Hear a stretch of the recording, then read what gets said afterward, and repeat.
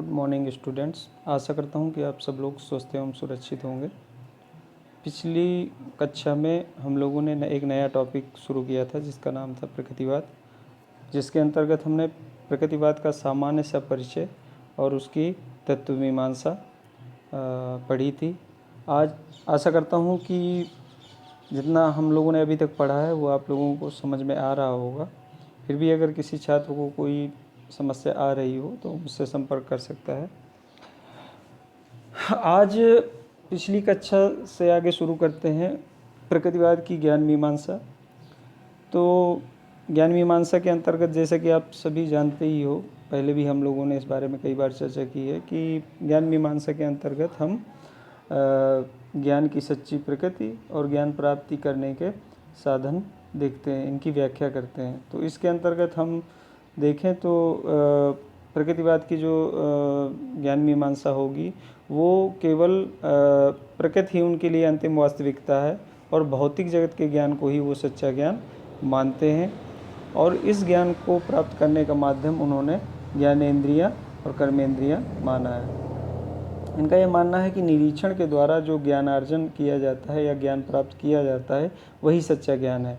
बाकी इसके परे अन्य ज्ञान नहीं, अन्य किसी भी तरह का कोई ज्ञान नहीं होता। जैसे कि इसके पूर्व में जैसे हम लोगों ने आदर्शवाद पढ़ा था तो उसमें ज्ञान को दो आधारों में बांटा गया था, भौतिक जगत का ज्ञान और आध्यात्मिक जगत का ज्ञान, जिसमें से भौतिक जगत के ज्ञान को आदर्शवादियों ने असत्य ज्ञान माना था और आध्यात्मिक जगत के ज्ञान को सत्य ज्ञान माना था। लेकिन इसके विपरीत इसमें आध्यात्मिक जगत पे चूँकि इनका कोई विश्वास ही नहीं है, इनका ये मानना है कि प्रकृति ने इस जगत का निर्माण किया है, तो प्रकृति के ज्ञान को ही ये वास्तविक ज्ञान मानते हैं और उस ज्ञान को प्राप्त करने का माध्यम ज्ञानेंद्रियाँ मानते हैं। और ज्ञानेंद्रियों के माध्यम से हम ज्ञानार्जन जो करते हैं या ज्ञान जो प्राप्त करते हैं वही ज्ञान इनकी निगाह में सच्चा ज्ञान है। अब इसके बाद अगला इसी में आते हैं प्रकृतिवाद की मूल मीमांसा। तो प्रकृतिवाद चूँकि प्रकृति को ही सत्य मानता है, प्रकृति को ही अंतिम सत्ता मानता है, तो इनका ये मानना है कि जो बालक भी है इसी प्रकृति का अंग है और प्रकृति में सब कुछ एकदम शुद्ध है और बालक भी एकदम शुद्ध पैदा होता है। उसमें समस्त बुराइयां जो आनी शुरू होती हैं वो समाज के संपर्क में आनी शुरू होती हैं, क्योंकि बालक तो एकदम शुद्ध पैदा होता है, कोरा कागज होता है। जो भी उसमें बुराइयां आती हैं वो समाज के संपर्क में आती हैं। तो इनका ये कहना है कि अगर बालक को अपनी प्रकृति के अनुसार विकसित होने दिया जाए, उसकी प्रकृति यानी बालक की जो एकदम शुद्ध प्रकृति है, क्योंकि वो अभी बिल्कुल कोरा आया है इस दुनिया में, तो उसके अंदर किसी भी तरह की बुराई नहीं है। अगर वो अपनी प्रकृति के अनुसार उसे कार्य करने दिया जाए तो वो हमेशा प्रसन्न रहेगा और सुखी रहेगा। तो इनका ये कहना है कि जो मनुष्य की खुद की प्रकृति है उसके अनुसार उसे आचरण करना चाहिए। और इन्होंने बालक को किसी भी तरह के सामाजिक मूल्यों या सामाजिक आदर्शों में बांधने की बात नहीं कही, क्योंकि इनका ये मानना है कि इससे बालक का स्वाभाविक विकास रुक जाता है। ये केवल प्राकृतिक नैतिकता के समर्थक हैं। प्राकृतिक नैतिकता के समर्थक से ऐसे यहाँ पर ये है कि प्रकृति में अगर आप देखोगे, प्रकृति का ऐसा बैलेंस है कि सब कुछ ऑटोमेटिकली हो रहा है, ठीक है। और वहाँ पर कोई किसी का मतलब अगर हम देखें तो मानव समाज की अगर हम बात करें तो यही दुनिया का अगर देखेंगे भ्रष्टाचार आपको दिखेगा, सब कुछ दिखेगा। इसके अलावा आपको प्रकृति में और कहीं भी कुछ भी नहीं दिखेगा। जैसे अगर आप ये देखो, क्या कभी आपने ये देखा है, जैसे डिस्कवरी वगैरह आप देखते हैं, तो क्या आपने कभी ये देखा है कि शेर सिर्फ मनोरंजन के लिए शिकार करता हो? नहीं ना। मतलब लेकिन मनुष्य में है ये। मनुष्य बहुत सारे ऐसे लोग हैं जो केवल मनोरंजन के लिए शिकार करते हैं, लेकिन जानवरों में तो ऐसा नहीं है। वो उनकी ज़रूरत है, क्योंकि जो मांसाहारी पशु हैं वो केवल मांसाहार ही कर सकते हैं, लेकिन मनुष्य के लिए तो ऐसा नहीं है। मनुष्य तो शाकाहार कर सकता है लेकिन इसके बावजूद वो मांसाहार करता है। इसके अलावा मनुष्य की जो इच्छाएं हैं वो अनंत हैं, लेकिन अन्य पशु पक्षियों में आप देखोगे तो ऐसा कुछ नहीं है। तो कहने का आशय यहाँ पर यह है कि प्रकृति में सब कुछ एकदम शुद्ध है। यहाँ जितनी भी तरह की बुराइयाँ अगर आती हैं आप दिखाई देती हैं तो वो केवल मानव समाज में दिखाई देती हैं। तो प्रकृतिवादियों ने कहा कि बालक जितना कम से कम समाज के संपर्क में आए उतना सही है। इससे अच्छा वो प्रकृति के सानिध्य में ज़्यादा से ज़्यादा रहे और अपनी खुद की प्रकृति के अनुसार वो विकसित हो तो ज़्यादा बेटर है और वो ज़्यादा सुखी रहेगा। इसके बाद हम अगला जो इसी में आते हैं वो आते हैं फॉर्म्स ऑफ नेचुरलिज्म, तो जिसके अंतर्गत 3 प्रमुख प्रकृतिवाद के रूप दिखाई देते हैं, जिसमें सबसे पहला है पदार्थवादी प्रकृतिवाद, जिसे फिजिकल नेचुरलिज्म भी कहा जाता है। ये जो प्रकृतिवाद की ये जो विचारधारा है, ये मानती है कि इस सृष्टि की रचना पदार्थों से हुई है और मनुष्य का निर्माण भी पदार्थों से हुआ है, और उसमें जो मन, आत्मा और चेतना वाली जो बात है वो भी कोई आध्यात्मिक तत्व नहीं है, बल्कि वो भी एक मतलब पदार्थों के संयोग से निर्मित चीज़ है। मतलब पूरा ये शरीर ही हमारा पदार्थों से निर्मित है, पूरी सृष्टि पदार्थों से निर्मित है।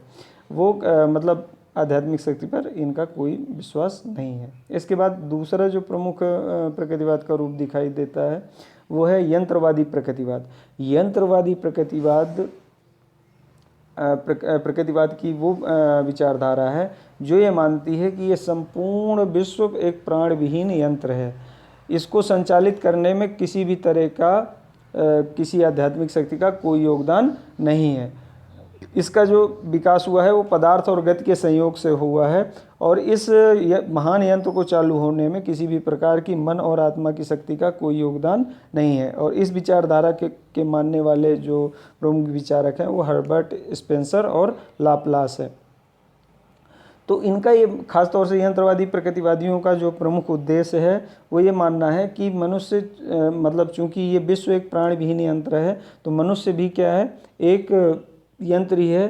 तो इनका उद्देश्य है कि ये जो यंत्र है ये इतना कुशल होना चाहिए, इतना परफेक्ट होना चाहिए कि कैसी भी परिस्थितियां हैं उन परिस्थितियों का वो डटकर सामना कर पाए। इसके बाद जो तीसरा जो प्रकृतिवाद का प्रमुख रूप है वो है जैविक प्रकृतिवाद।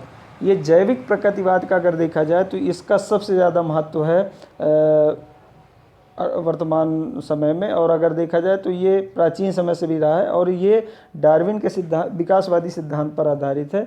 और शिक्षा के क्षेत्र में इसी प्रकृतिवाद की इसी विचारधारा का सबसे ज़्यादा महत्व है। और अगर देखा जाए हमारे दैनिक जीवन में भी अगर देखा जाए तो ये जैविक प्रकृतिवाद का प्रभाव दिखता है। इसके अंतर्गत हम देखते हैं तो ये डार्विन के विकासवादी सिद्धांत पर आधारित है, और इस विचारधारा का ये मानना है, यानी विकासवादी सिद्धांत है जो डार्विन का, इसका ये मानना है कि मनुष्य का विकास पशुओं से हुआ है, और ये विकास प्रक्रिया का सर्वोत्कृष्ट रूप है। मतलब अगर देखा जाए तो इस सृष्टि में मनुष्य से भी पहले बहुत सारी प्रजातियों का जन्म हो चुका था, और उसके बाद मनुष्य का जन्म हुआ, और मनुष्य का भी जिस रूप में आज है वो इस रूप में नहीं हुआ था। मतलब विकास क्रम में धीरे धीरे करके आज वो इस रूप में पहुंचा है, और ये विकास क्रम का सर्वोत्कृष्ट रूप है, क्योंकि अन्य किसी प्रजाति में इस तरह से विकास नहीं हुआ या इतना ज़्यादा वो उन्नत नहीं हो पाई है। ठीक है। और मतलब डार्विन का जो विकासवादी सिद्धांत है वो ये मानते हैं कि मनुष्य की प्रकृति और स्वभाव पर वंश परंपरा का प्रभाव अवश्य पड़ता है। मतलब वंश परंपरा यानी अगर आप देखो सरल शब्दों में जीन्स का असर जो इन्होंने माना है उसका असर पड़ता है, क्योंकि जैसे मतलब हमारे पूर्वजों की जीन्स रहे उसका कहीं ना कहीं हमारे व्यक्तित्व पर उसका प्रभाव पड़ता है। तो कहने का मतलब ये है कि जैविक प्रकृतिवाद का शिक्षा के क्षेत्र में बहुत ज़्यादा महत्व है, और प्रकृतिवाद में भी प्रमुख रूप से इसी विचारधारा का योगदान है। तो आपने जैसे डार्विन का जो सिद्धांत पढ़ा होगा विकासवादी सिद्धांत, तो उसके अंतर्गत उन्होंने 3 सिद्धांत दिए थे, उनको जानना जरूरी है। सबसे पहला है एडाप्टेशन टू एनवायरनमेंट, यानी परिस्थितियों के अनुसार खुद को ढाल लेना। ये सिद्धांत ये कहता है कि जो प्रजाति अपने आप को बदलती परिस्थितियों के अनुसार ढाल लेती है वो ही अपने आप को बचा पाती है। आप ये देखते हो कि विभिन्न तरह की, अगर हम सृष्टि के विकास की बात करें तो प्राचीन समय से लेकर अब तक ऐसी बहुत सारी प्रजातियां हैं जो अपने आप को बदलती परिस्थितियों के अनुसार ढाल नहीं पाई, और इस तरह से उनका अस्तित्व समाप्त हो गया। जैसे हम बहुत आसान सा उदाहरण लेते हैं डायनासोर का। डायनासोर इतने मतलब विश्व में खास तौर से इस सृष्टि में सबसे विशालतम जीव थे, लेकिन फिर भी उनका अस्तित्व समाप्त हो गया क्योंकि वो बदलती परिस्थितियों के अनुसार अपने आप को ढाल नहीं पाए। इसके अलावा और भी बहुत सारी प्रजातियां हैं जो बदलती परिस्थितियों के अनुसार अपने को नहीं ढाल पाए, वो प्रजातियां नष्ट हो गई। इसी तरह से मानव के ऊपर भी यही बात लागू होती है कि हमारे जीवन में निरंतर परिस्थितियां बदलती रहती हैं और हमें, जो मनुष्य इन बदलती परिस्थितियों के अनुसार खुद को ढाल पाएगा वही आगे बढ़ पाएगा या अपना अस्तित्व बचाए रख पाएगा। फिर दूसरा है struggle for existence. Struggle for existence, इसके अंतर्गत ये माना है कि मतलब जीवन एक संघर्ष है, जीवन के लिए संघर्ष करना पड़ता है। मतलब ये सिद्धांत ये कहता है कि life is not a bed of roses, मतलब जीवन फूलों की सैया नहीं है।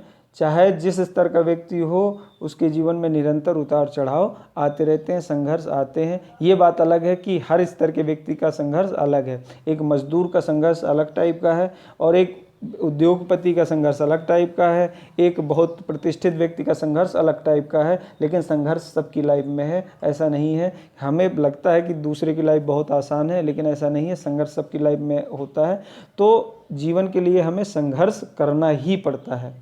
तो ये भी इस पर लागू होता है, यानी जो जितना ज़्यादा संघर्ष करेगा वो उतना ज़्यादा सफल होगा, उतना ज़्यादा मजबूत होगा और उतने ज़्यादा आगे चलकर वो उसे सफलताएं मिलेंगी। इसके बाद तीसरा जो सबसे ज़्यादा इम्पोर्टेंट जैविक प्रकृतिवाद या कह लो डार्विन का जो विकासवादी सिद्धांत है, उसका जो तीसरा सबसे प्रमुख जो सिद्धांत है, जिसका सबसे ज़्यादा शिक्षा के क्षेत्र में और मानव जीवन में उपयोग होता है, वो है सर्वाइवल ऑफ द फिटेस्ट, यानी समर्थ की विजय।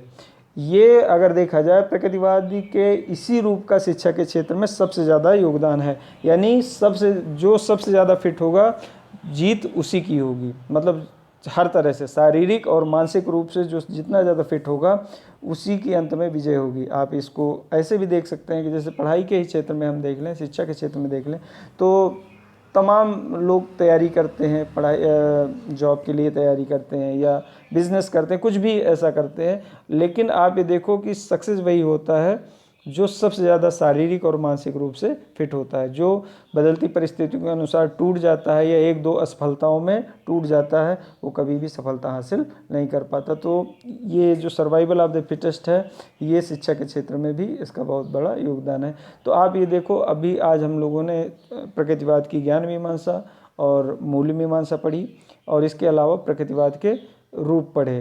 तो आज की कक्षा में इतना ही। कल हम पढ़ेंगे बेसिक प्रिंसिपल्स ऑफ नेचुरलिज्म, यानी प्रकृतिवाद के मूल सिद्धांत। आज की कक्षा में इतना ही। आपका दिन शुभ हो। धन्यवाद।